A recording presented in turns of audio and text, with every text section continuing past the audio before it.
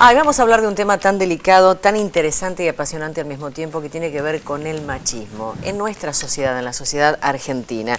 La radiografía del machismo argentino, y a raíz de un trabajo realizado por Ibarómetro que se publicara en el diario Página 12. Nos visita en los estudios de televisión pública Ignacio Ramírez, que es director de estudios de opinión de Ibarómetro.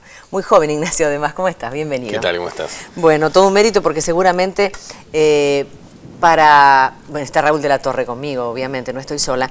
Para hablar de este tema, uno que tiene que tener en cuenta, por ejemplo, qué cosas.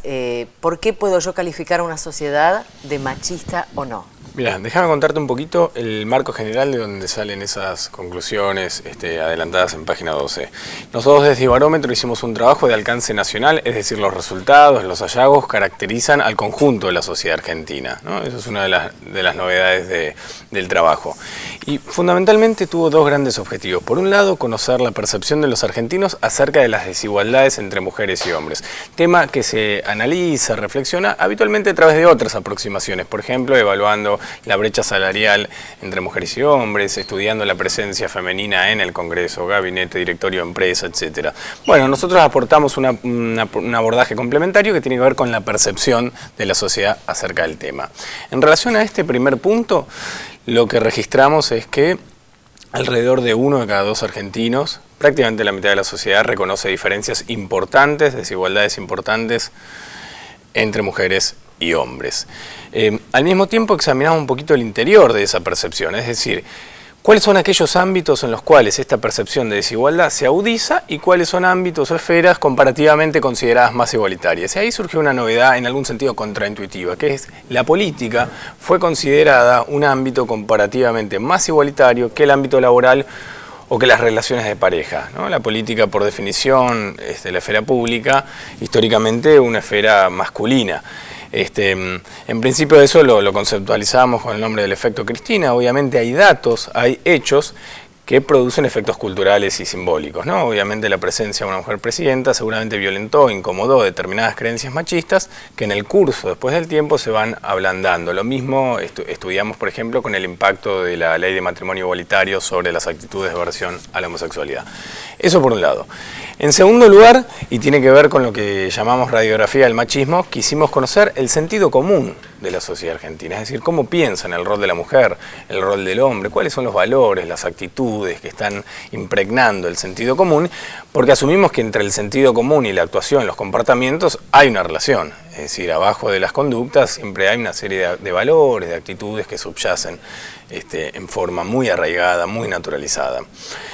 Bueno, eso lo estudiamos a través de muchas preguntas, muchos indicadores, ¿no? Por ejemplo, medimos la adhesión a una serie de tópicos machistas, ¿no? Por ejemplo, la idea de que la mujer tiene competencias y habilidades naturales más orientadas al mundo privado, al mundo hogareño, al mundo de los afectos, mientras que el hombre es el que adquiere mayor protagonismo, centralidad en la esfera laboral, en la esfera política, etc.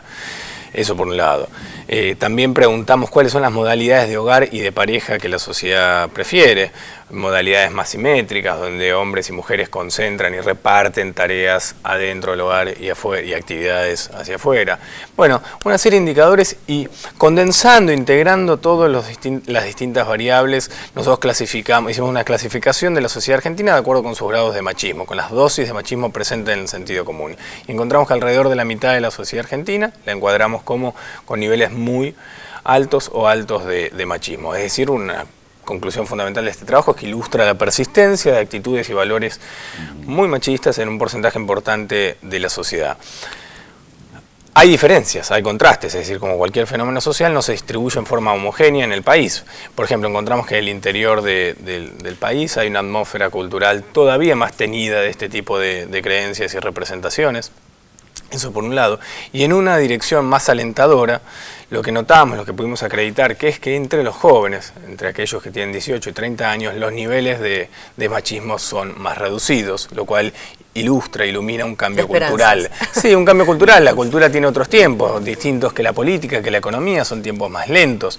Pero el hecho de que aquella generación que irá sustituyendo y ganando protagonismo público, sea portadora a niveles más restringidos de machismo, bueno, ilumina que se está produciendo en la Argentina un cambio cultural. Ignacio, hay un aspecto que me resultó particularmente interesante del enfoque que le han dado al estudio, que es que no trabajan justamente sobre datos objetivos, como decías al principio, sino sobre percepciones de la sociedad. En este sentido, una sociedad que en principio parecería de tu respuesta que se reconoce machista, se reconoce que hay un ambiente machista. A la vez, reconoce la necesidad de superar esa instancia, de mejorar, porque no ser machista es mejor que serlo. Sí, absolutamente. Mira, en relación a tu primera observación, efectivamente más del 60% de la sociedad argentina, de los argentinos, percibe, es decir, adjetiva a la sociedad argentina como machista, ¿no? Entonces, hay una percepción de este problema que estamos estudiando. Y en segundo lugar, también encontramos que 7 de cada 10 consultados consideraba importante que el país concentre sus esfuerzos en en avanzar, en ir superando las desigualdades entre mujeres y hombres. De cualquier manera, un hallazgo adicional de este trabajo es que no todo el mundo entiende lo mismo por desigualdad entre mujeres y hombres. Ahí también hay un desafío de orden cultural, porque hay un porcentaje importante de la sociedad que cuando se habla de desigualdades lo piensa más en clave de diferencias y no de injusticias, es decir, simplemente una conceptualización más descriptiva, diferencias entre mujeres y hombres, pero no entraña ese tipo de interpretación el registro de una injusticia, de una desigualdad que debe ser corregida, digamos, ¿no? Entonces, para algunos desigualdad es injusticia, para un porcentaje importante es diferencia. Por ejemplo, que una mujer por la misma tarea cobre menos por ser mujer. Exactamente. O que tenga que demostrar doblemente que piensa y que no es una tarada teñida de rubio. Ignacio, te agradecemos mucho, da para mucho más el tema, pero bueno, así es la televisión. Muchísimas gracias por haber estado aquí con nosotros. Gracias a ustedes por la invitación.